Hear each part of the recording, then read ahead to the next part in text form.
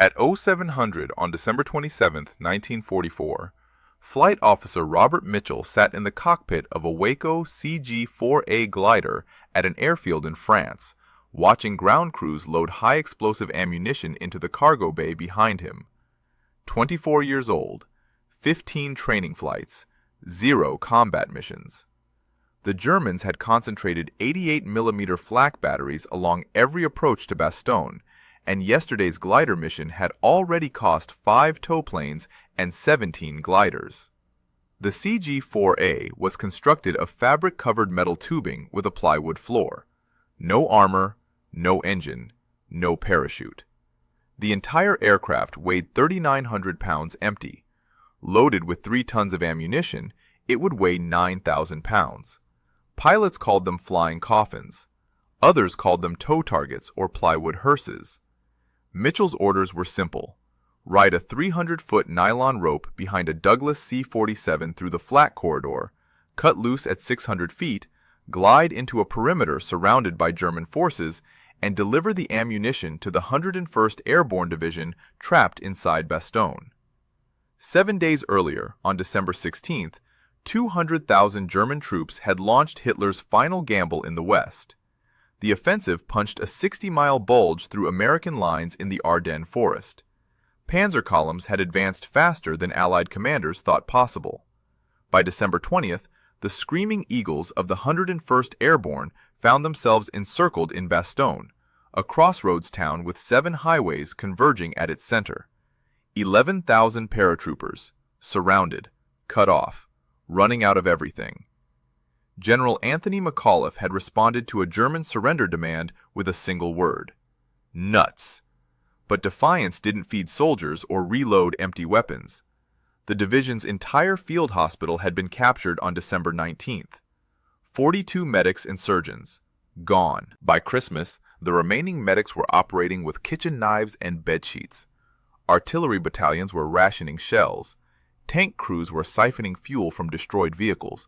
Soldiers were down to 10 rounds per rifle. The weather had been too bad to fly for 6 days straight. Yesterday, December 26th, had finally brought clear skies. 11 gliders had delivered 5 surgeons and medical supplies in the afternoon. Mitchell had watched them land from the operations tent. Clean mission, no losses. Then, Patton's tanks broke through from the south 40 minutes later, and everyone thought the crisis was over. But breaking the siege didn't end the battle. The corridor Patton opened was barely 1,000 yards wide. German forces still surrounded 3 sides of the perimeter. The 101st needed ammunition to hold their positions until reinforcements could arrive in force.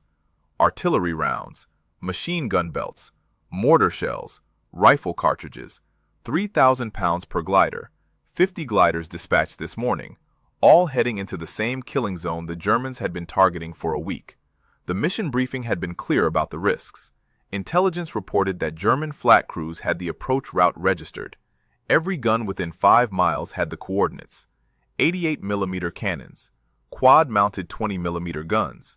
The flight path went straight over enemy positions because there was no other way in. Fighter escorts couldn't suppress the flak without hitting the gliders. The C-47 pilots would climb to 6,000 feet, then dive to 600 for glider release. Maximum exposure time in the flak zone, 4 minutes. The glider pilots would be on their own from 8 miles out. Mitchell's squadron commander had made one decision that everyone understood but nobody talked about: no co-pilots. The cargo was too dangerous. If flak hit a glider loaded with high explosives, both pilots would die anyway. Better to risk 1 trained pilot per aircraft than 2. Mitchell would fly alone. 50 gliders, 50 pilots, single-seat missions. He'd volunteered for glider training 6 months earlier because it seemed safer than jumping out of planes with a parachute. The recruiter hadn't mentioned missions like this. Mitchell checked his watch. 0745. Takeoff in 15 minutes. 50 gliders waiting on the runway. All of them volunteers. All of them knowing the odds. During training, instructors said to expect 50% casualties on combat missions. Yesterday's numbers suggested the real figure might be higher. If you want to see whether Mitchell's wooden glider made it through the flak corridor, please hit that like button. Every like helps us share stories about pilots who flew missions the history books forgot. Please subscribe if you haven't already. Back to Mitchell. He looked through the glider's nose at the ammunition crates stacked behind him. High explosives, artillery shells, mortar rounds. One tracer round through the fuselage and he'd vaporize before he felt anything. The fabric skin wouldn't stop a rifle bullet.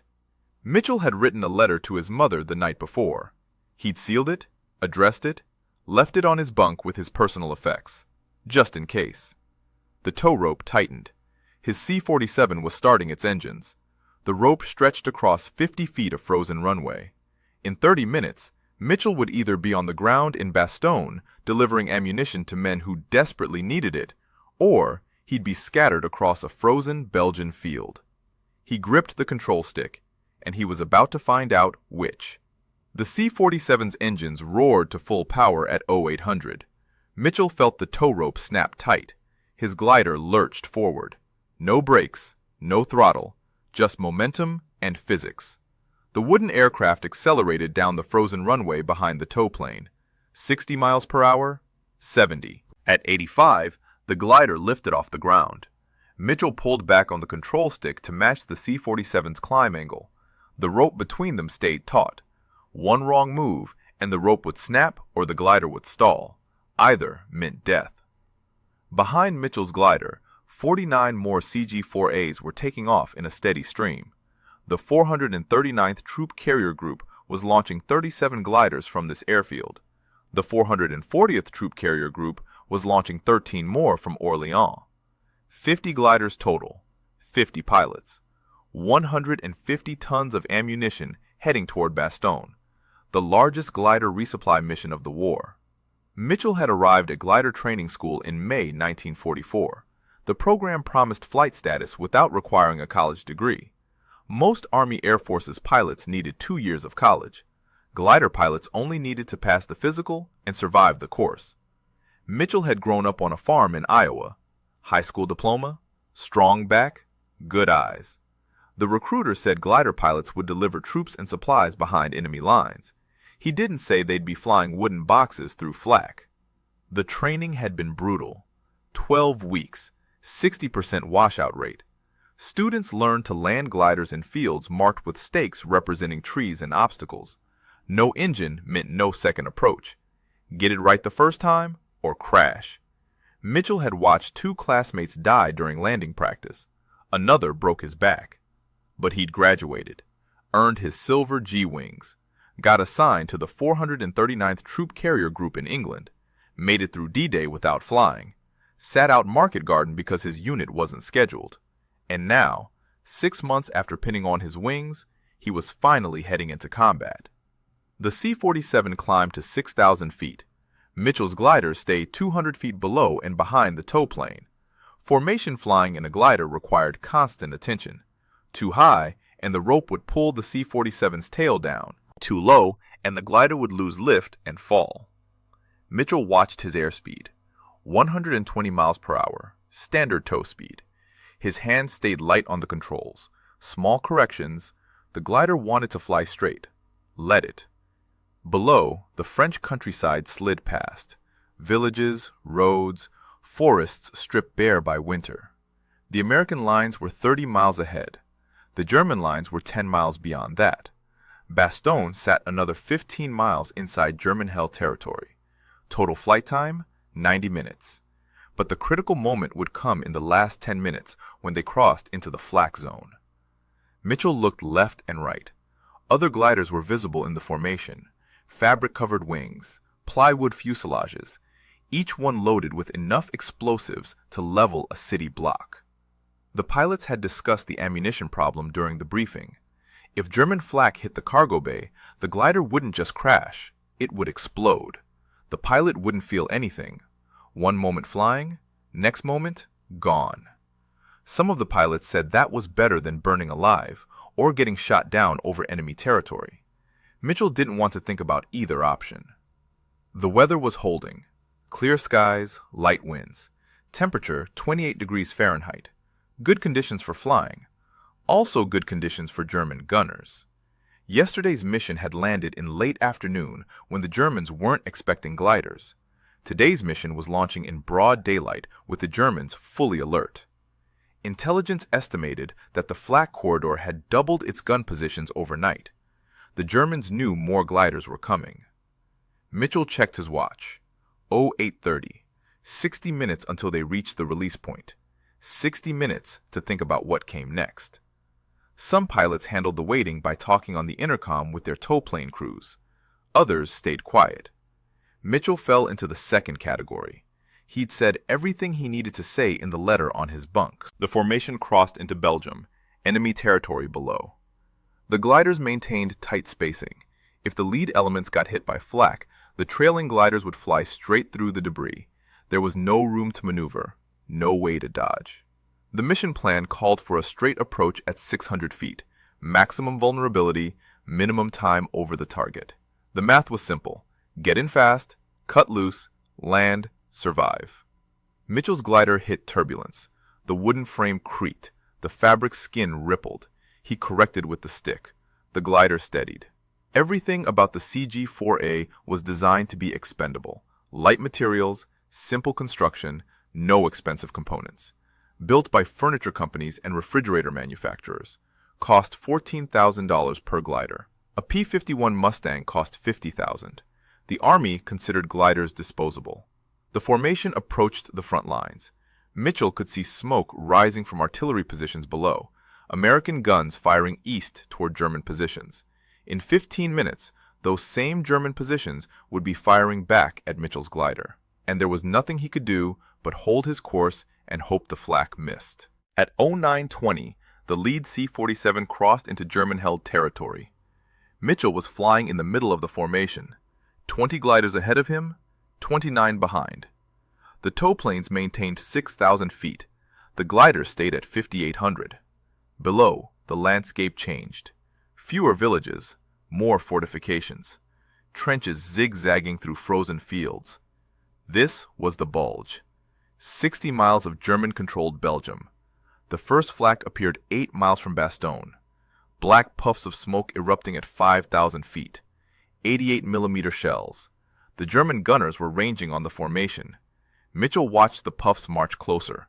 The C-47 pilots couldn't evade. Any maneuvering would tangle the tow ropes or throw the gliders out of formation. They had to fly straight through. A shell burst 200 feet to Mitchell's left. The blast wave rocked his glider. Shrapnel tore through the fabric skin near the tail. Mitchell felt the control stick shudder. The rudder was damaged, but still functional. He made a small correction. The glider held course. Another burst. Closer this time. 100 feet ahead. The smoke drifted through the formation. Mitchell flew through it blind for 3 seconds. When he emerged, he could see the glider in front of him was trailing smoke. The damaged glider started losing altitude. Its left wing had taken shrapnel. The fabric was shredded. The wooden frame was visible through the tears. The pilot was fighting to maintain control, but the glider was going down. Mitchell watched it fall away from formation. The pilot didn't have enough altitude to reach Bastogne. He'd have to put down in German territory. If the ammunition didn't explode on impact, the Germans would capture him. If it did explode, he'd be dead before his glider hit the ground. More flak. The German gunners had the range now. Shells were bursting inside the formation. Mitchell saw a C-47 take a direct hit. The tow plane's left engine erupted in flames. The pilot tried to maintain altitude, but the engine fire spread to the wing. The crew bailed out. 4 parachutes. The glider they'd been towing cut loose and went into a dive. No pilot could control a glider in a vertical descent. It hit the ground 7 seconds later and exploded. The blast was visible from 6,000 feet. A pillar of orange flame and black smoke. Mitchell counted the losses. 2 gliders down. 1 C-47 down. 5 miles still to go. The flak intensified. The Germans were firing everything they had. 20mm guns joined the 88s. Tracers streaked up through the formation. Mitchell heard metal tearing somewhere behind him. Another glider hit. He didn't look back. Looking wouldn't change anything. The C-47 ahead and to Mitchell's right took multiple hits. The tow plane's right engine was smoking. The pilot maintained formation for another 30 seconds. Then the engine seized. The propeller stopped turning. The C-47 couldn't hold altitude on one engine while towing a 9,000-pound glider. The towplane pilot released the glider early, 4 miles from Bastogne. The glider pilot would have to make it the rest of the way on his own. Mitchell watched the released glider begin its descent. 4 miles. Maybe doable. Maybe not. At 60 miles per hour glide speed, the glider would cover 4 miles in 4 minutes. But it was also losing altitude at 400 feet per minute. Starting altitude, 5,800 feet. Required altitude to clear German positions and reach the American perimeter, at least 500 feet. The math was tight. A shell burst directly beneath Mitchell's glider. The blast lifted the entire aircraft 20 feet. Mitchell fought the controls. The glider pitched forward. He pulled back hard on the stick. The nose came up. The glider stabilized. But now he could feel vibrations through the airframe. Something was damaged. The landing gear, maybe. Or the wing struts. He'd find out when he tried to land. 3 miles from Bastogne. The flak was so thick, Mitchell could smell the cordite through the holes in his fuselage. Another glider exploded to his left. Direct hit. The ammunition cargo detonated mid-air. The blast was close enough that Mitchell felt the heat through his cockpit window. Debris from the destroyed glider peppered his right wing. More fabric tears. More structural damage. 2 miles. The C-47, pulling Mitchell's glider, started its descent. 6,000 feet down to 600. Dive angle, 30 degrees. The tow rope went slack for a moment as the tow plane accelerated downward. Then it snapped tight again as Mitchell's glider caught up. The descent was supposed to reduce exposure time in the flak zone, but it also meant flying through the heaviest concentration of anti-aircraft fire at the lowest altitude. 1 mile. Mitchell could see Bastogne ahead, smoke rising from the town. American positions marked by foxholes and sandbag walls. The perimeter was smaller than he'd expected, maybe 2 miles across, surrounded by German forces on 3 sides, and he was about to land right in the middle of it, if he made it that far. The release light flashed red on Mitchell's instrument panel. Cut loose now. He pulled the tow rope release. The rope fell away. His C-47 banked hard left and climbed. Mitchell was on his own. 600 feet of altitude. 1 mile to the landing zone. 60 seconds of flight time remaining, and the German gunners knew exactly where he was going. Mitchell's glider dropped through 600 feet. No engine, no power. Just gravity and forward momentum. He aimed for a snow-covered field north of Bastogne. American foxholes ringed the perimeter. Soldiers were waving orange panels to mark the landing zone. The field looked clear, but Mitchell knew appearances meant nothing. German artillery had been pounding this area for a week. Craters, unexploded shells, debris, any of it could flip a glider on landing. 500 feet. German 20mm tracers arced up from positions 400 yards east. The gunners were tracking his descent. Mitchell couldn't evade.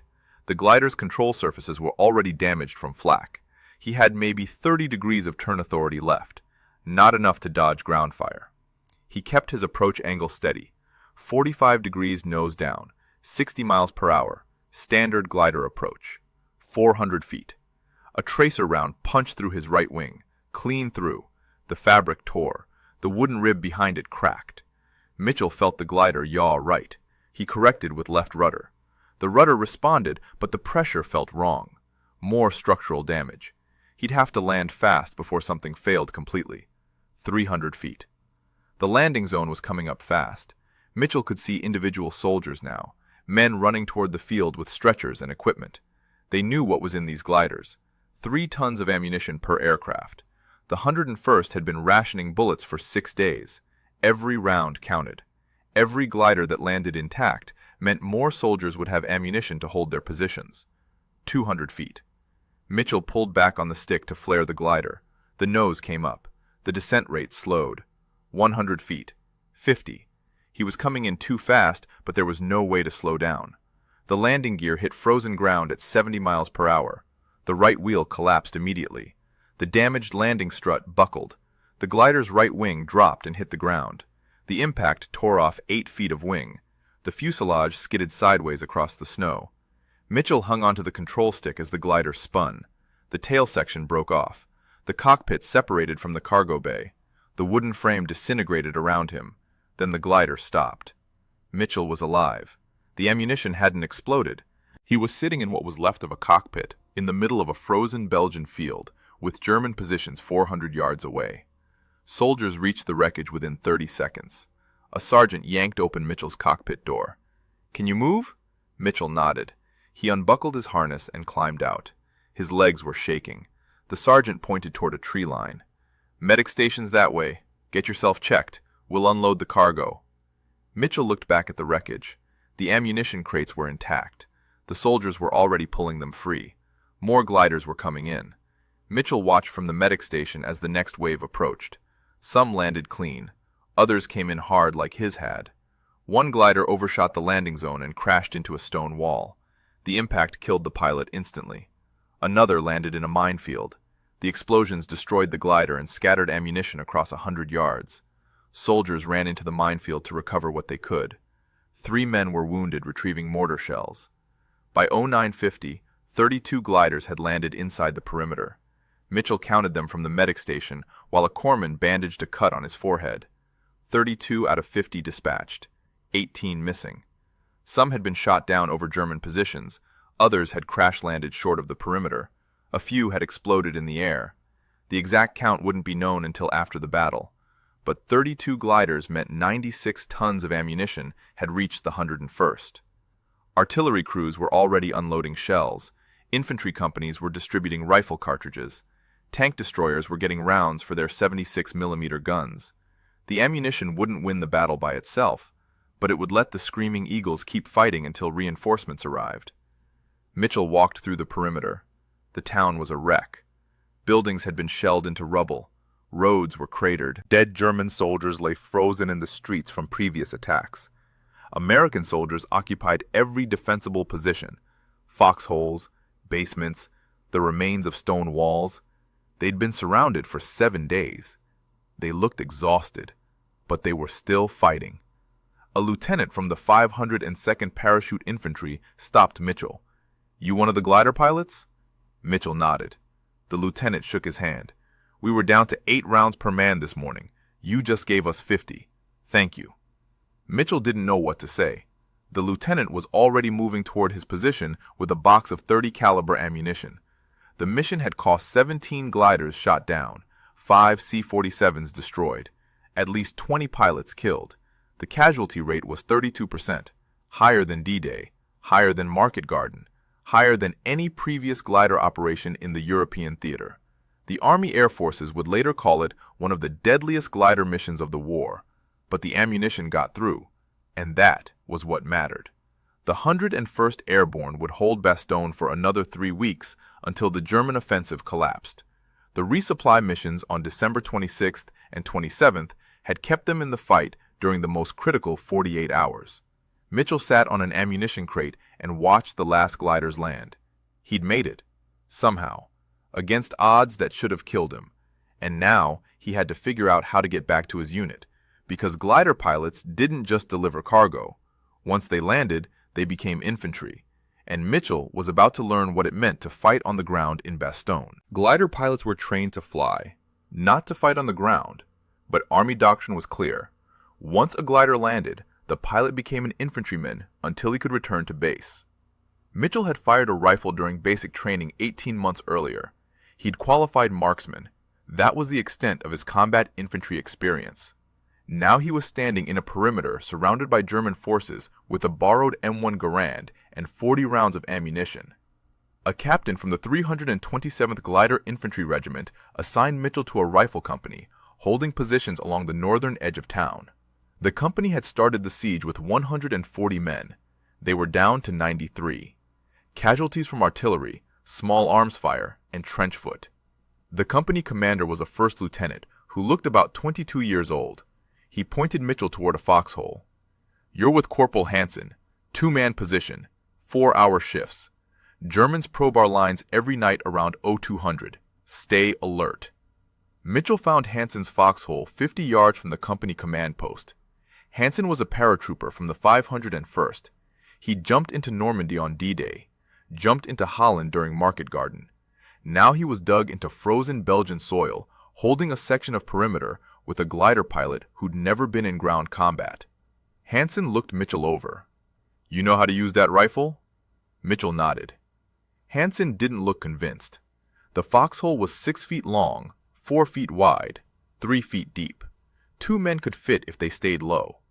The bottom was lined with pine branches and a salvaged blanket, not enough to stop the cold. Hansen had been in this hole for 4 days. The temperature was dropping. Forecast called for 15 degrees Fahrenheit tonight. Mitchell settled into the foxhole and tried to orient himself. The company's sector covered 300 yards of perimeter, 14 foxholes, 28 men, facing an estimated 2 companies of German infantry across a frozen field. The nearest German position was 200 yards out, close enough that Mitchell could hear them talking at night. Hansen explained the rules. No fires, no smoking after dark, no unnecessary movement. The Germans had the perimeter ranged for artillery. Any activity drew shells within 5 minutes. Mitchell asked about the glider that had crashed into the minefield. Hansen said the pilot had died on impact. 2 soldiers were wounded recovering the ammunition, but they'd retrieved 800 pounds of mortar shells before giving up. Every round counted. The company's mortar section had been down to 12 shells this morning. Now they had enough to respond to a German attack.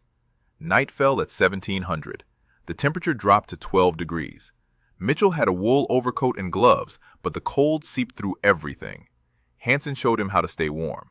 Keep moving your toes inside your boots. Clench and unclench your fingers. Don't let your body go numb.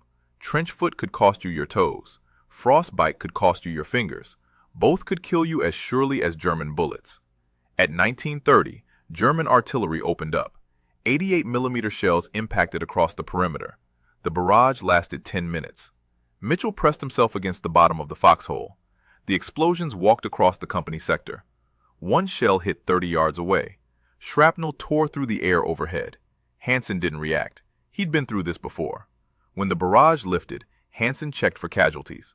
1 man wounded in the next foxhole over. Shrapnel to the leg. He'd live. At 2200, the company pulled back 1 foxhole at a time to eat. Cold rations. K-ration boxes, crackers and cheese, canned ham, coffee powder mixed with cold water because hot coffee would show up on German thermoscopes. Mitchell ate mechanically. The food had no taste. Hansen said you stopped noticing after the first week. At 0100 on December 28th, German infantry probed the perimeter. Mitchell heard them moving across the frozen field, boots crunching on snow, equipment rattling. Hansen whispered, "Wait for the flare." 60 seconds later, an American mortar crew fired an illumination round. The flare burst 300 feet up and drifted down on a parachute. White light flooded the field. Mitchell saw them.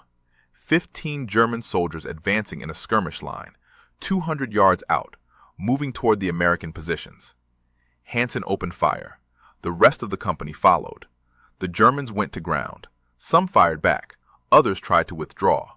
The firefight lasted 3 minutes. When it ended, 4 German soldiers were down in the snow. The rest had pulled back. Hansen reloaded his rifle. They'll try again in an hour. Same thing every night. They probe, we shoot. They pull back. Then they shell us. Then we wait for the next probe. Mitchell asked why they kept trying. Hansen shrugged. Because they think we'll break eventually. And they're not wrong. We're running out of men. The company had lost 47 soldiers in 7 days, 23 killed, 24 wounded. At this rate, they'd be combat ineffective in another week. The glider resupply had given them ammunition, but ammunition didn't replace trained infantrymen. The 101st Airborne was bleeding out slowly.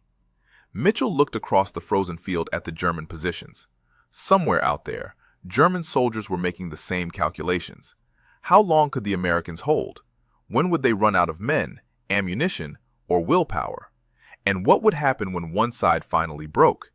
He didn't have answers, but he knew that tomorrow would bring more artillery, more probes, more casualties. And he'd be right here in this foxhole, fighting a battle he'd never trained for, because his glider had landed in Bastogne, and the army needed every man it could get. Mitchell spent 3 days in that foxhole, December 28th, 29th, 30th. The pattern Hansen described repeated exactly. German probes at night, artillery barrages at dawn and dusk, cold rations, no sleep longer than 2 hours. By the third day, Mitchell had stopped counting the hours. Time became a blur of explosions and rifle fire and frozen dirt. On December 30th, the company rotated off the line. A fresh unit from the 326th Engineers took over their sector. Mitchell and Hansen walked back to the company assembly area. Mitchell hadn't slept in a bed since landing 3 days earlier. The assembly area was a partially destroyed church basement. 50 men sleeping on stone floors.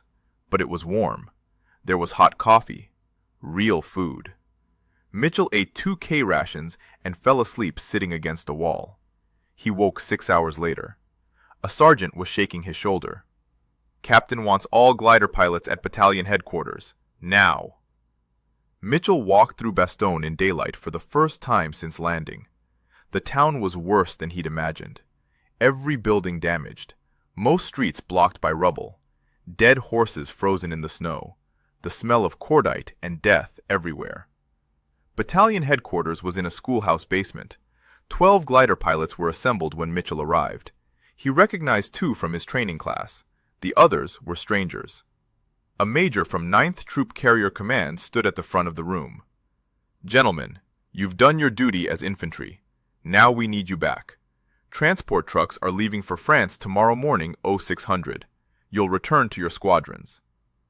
Mitchell felt relief and guilt simultaneously. Relief that he was leaving. Guilt that Hansen and the rest of the rifle company were staying. The major continued. "The resupply mission on December 27th cost us 17 gliders and 21 pilots. 5 more pilots are missing, presumed captured or killed. The ones in this room are the survivors. 21 pilots dead, out of 50 who'd flown the mission. 42% casualties, higher than the initial estimates, higher than any glider mission in the European theater." The major didn't soften the numbers. "You flew into a meat grinder and delivered the ammunition that kept the 101st fighting. General McAuliffe asked me to convey his personal thanks." The major dismissed them. Mitchell walked back to the church basement. Hansen was awake, cleaning his rifle. Mitchell told him about the transport trucks. Hansen nodded. "Figured they'd pull you pilots out eventually. Can't train new glider pilots as fast as infantry replacements." He was right. Glider pilot training took 12 weeks. Infantry basic training took 8. Mitchell asked how long Hansen thought the siege would last. Hansen shrugged. "Patton's corridor is holding. Reinforcements are trickling in. Germans are running out of steam. Maybe another week. Maybe 2. Depends on whether Hitler commits more reserves." He paused. "You did good work out there. For a pilot." That night, Mitchell couldn't sleep. He kept thinking about the glider pilots who hadn't made it. Flight Officer Gerald Knott, shot down on approach. His glider had exploded mid-air. No remains recovered. Lieutenant Wallace Britt, captured after crash landing in German territory, presumed prisoner of war. Captain James Hendricks, killed when his glider hit a stone wall on landing. The list went on. 21 names. 21 pilots who'd volunteered for a mission everyone knew was suicide. They'd flown fabric-covered gliders through concentrated flak to deliver ammunition to surrounded soldiers. No engines, no parachutes, no second chances. And most of them had died doing it. But the ammunition had gotten through. 96 tons. Enough to keep the 101st Airborne fighting for another week. Enough to hold Bastogne until reinforcements arrived. Enough to prevent the Germans from cutting Patton's corridor and resurrounding the town. The mission had succeeded, at a cost of 42% casualties. Mitchell tried to calculate whether it was worth it. 21 pilots dead to save maybe 2,000 infantrymen. The math worked. But the math didn't account for the 21 families who'd received telegrams, the 21 empty seats at squadron briefings, the 21 sets of personal effects shipped home. On December 31st, Mitchell boarded a truck convoy heading west. 12 glider pilots, 1 truck. The convoy rolled through Patton's corridor. Mitchell saw the wreckage of the German offensive. Destroyed panzer tanks, burned-out vehicles, frozen German soldiers in roadside ditches. The bulge was collapsing. The Germans were in retreat, but it had cost the Allies dearly. The convoy reached the airfield in France by nightfall. Mitchell's squadron had already received replacement gliders, new CG-4As, fresh fabric, undamaged frames, ready for the next mission. The squadron commander briefed them. Operation Varsity is scheduled for March. Rhine crossing. Biggest airborne operation of the war. We'll need every glider pilot we can get. Mitchell looked at the new gliders lined up on the runway. Wooden frames, fabric skin, flying coffins. He'd survived Bastogne. 42% of his fellow pilots hadn't, and now the Army was asking him to do it again. Bigger mission, higher stakes, more gliders, more casualties. He thought about Hansen still sitting in that foxhole outside Bastogne, fighting every night, waiting for the next German probe, the next artillery barrage. Hansen didn't have a choice. He'd stay in that foxhole until the siege ended, or he was killed or wounded. Mitchell had a choice. He could request a transfer, ground duty, training assignment, anything but combat glider missions. But 21 pilots had died delivering ammunition to soldiers like Hansen, and those soldiers were still fighting, still holding, still bleeding. Mitchell made his decision. He'd fly the next mission, and the one after that, for as long as the Army needed glider pilots, because someone had to fly the wooden planes into hell.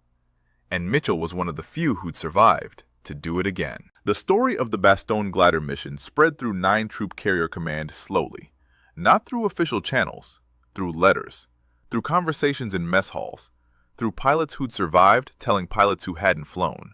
By January 1945, every glider pilot in the European theater knew what had happened on December 27th, and most understood what it meant.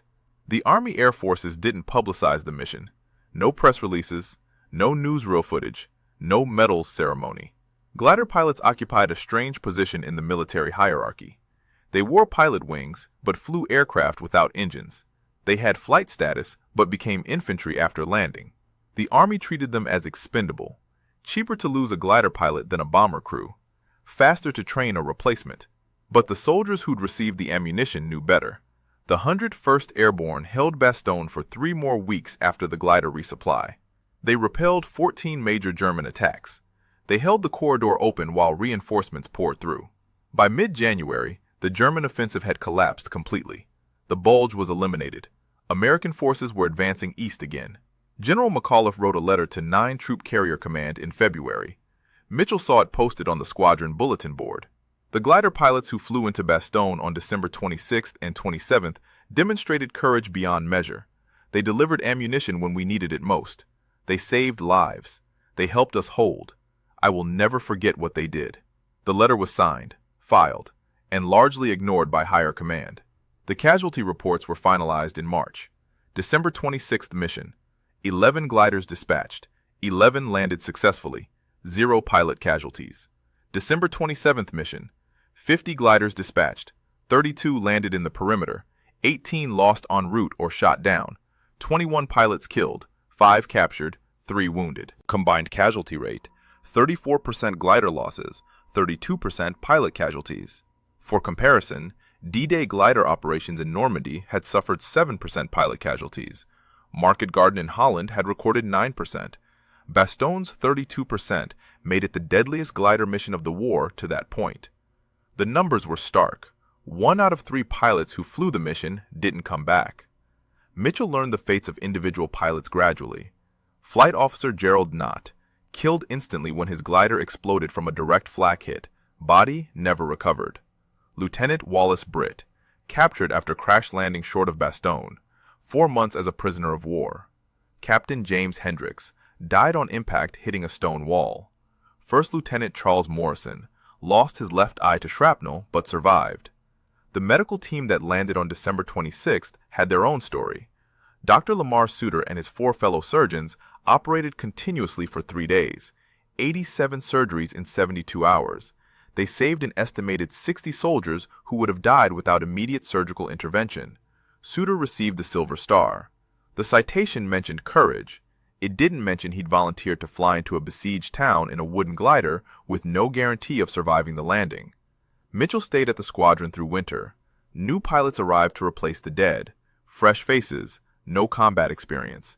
Mitchell watched them train, watched them practice landings, watched them load gliders with cargo. He knew what they didn't, that training meant nothing when flak started bursting around your aircraft, that all the practice in the world couldn't prepare you for flying through a curtain of 88mm shells, that some of them would die on their first mission. By March, the squadron was preparing for another operation, Operation Varsity, Rhine crossing, bigger than Bastogne, more gliders, higher stakes. Intelligence predicted heavy casualties. Mitchell volunteered. So did most of the Bastogne survivors. Not because they wanted to fly into flak again, because someone had to, and they knew what to expect. The night before Varsity, Mitchell thought about Bastogne, about Hansen still fighting in some foxhole somewhere, about the 21 pilots who hadn't made it back, about the ammunition crates he delivered that had kept soldiers alive for another day.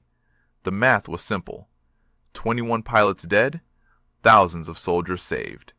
The mission had worked, at a terrible cost, but it had worked. Mitchell wrote another letter to his mother, sealed it, left it with his personal effects, and prepared to fly into hell one more time. Because that's what glider pilots did. They flew wooden aircraft without engines or parachutes into enemy fire. They landed in combat zones. They became infantry. They did whatever the mission required. And if they died, another pilot would take their place. That was the job. Mitchell had survived once. Tomorrow, he'd find out if he could survive twice. Operation Varsity launched on March 24, 1945. Mitchell flew in the second wave. His glider carried a jeep and 4 soldiers. The landing zone was 3 miles east of the Rhine. German flak was heavier than Bastogne. The sky filled with black bursts. Mitchell's tow plane took hits, but kept flying. They reached the release point. Mitchell cut loose, descended through the flak, landed hard in a plowed field. The jeep broke free during impact. 1 soldier was killed, 3 survived. Mitchell became infantry again. The battle lasted 8 hours. By evening, the bridgehead was secure. Allied forces were pouring across the Rhine. Mitchell survived. 38% of the glider pilots didn't. Higher casualties than Bastogne. Higher than any glider mission in history. But the bridgehead held. The war in Europe had 2 months left. Mitchell returned to his squadron in April. The war ended in May. He'd flown 2 combat glider missions, Bastogne, Varsity, both times into concentrated flak, both times in wooden aircraft with no engines and no parachutes. Both times he'd survived when the statistics said he shouldn't have. He went home to Iowa in June. The Army discharged him with an air medal and a case of nightmares he'd carry for 50 years. The glider program was discontinued in 1948. The CG-4As were scrapped. A few ended up in museums. Most were burned or buried. The Army had built 13,900 gliders during the war. By 1950, fewer than 50 remained. The rest had been destroyed in combat or disposed of as worthless surplus.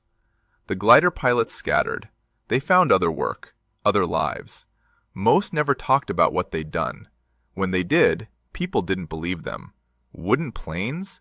No engines? Flying into flak? It sounded impossible. But it had happened. And the men who'd done it carried the memories alone. Mitchell died in 2003, 83 years old, heart failure. His obituary mentioned he'd served in World War II. It didn't mention Bastogne. It didn't mention the glider mission. It didn't mention the 21 pilots who died flying wooden aircraft through German flak to deliver ammunition to surrounded soldiers. The newspaper didn't know. Mitchell had never told anyone outside his family. But the mission had mattered. 61 gliders attacked German lines on December 27, 1944. 32 landed successfully. 96 tons of ammunition delivered. The 101st Airborne held Bastogne because of that ammunition. They repelled German attacks. They kept the corridor open. They prevented Hitler's last offensive from succeeding. Thousands of American soldiers survived because glider pilots flew into hell to bring them bullets. Today, a few CG-4A gliders remain in museums. The National Museum of the United States Air Force in Ohio has one. The Airborne and Special Operations Museum in North Carolina has another. Silent Wings Museum in Texas preserves the glider pilot story. Visitors can see the wooden frames, the fabric skin, the simple controls, and they can try to imagine what it took to fly these aircraft into combat. At the Bastogne War Museum in Belgium, there's a small exhibit about the glider resupply missions. A few photographs, some ammunition crates, a piece of fabric from a crashed CG-4A. The exhibit mentions that glider pilots delivered critical supplies during the siege. It doesn't list the names of the 21 pilots who died. Those names exist only in military records and family memories. The glider pilots who flew into Bastogne were volunteers. They knew the risks. They flew anyway. Not for medals or recognition. They flew because soldiers on the ground needed ammunition, and because someone had to deliver it. They became the forgotten heroes of the Battle of the Bulge. The pilots who flew wooden planes without engines or parachutes through concentrated flak to save thousands of lives. If this story moved you the way it moved us, do me a favor. Hit that like button. Every single like tells YouTube to show this story to more people. Hit subscribe and turn on notifications. We're rescuing forgotten stories from dusty archives every single day. Stories about glider pilots who saved lives with wooden planes and raw courage. Real people, real heroism. Drop a comment right now and tell us where you're watching from. Are you watching from the United States, United Kingdom, Canada, Australia? Our community stretches across the entire world. You're not just a viewer. You're part of keeping these memories alive. Tell us your location. Tell us if someone in your family served. Just let us know you're here. Thank you for watching. And thank you for making sure these glider pilots don't disappear into silence. These men deserve to be remembered, and you're helping make that happen.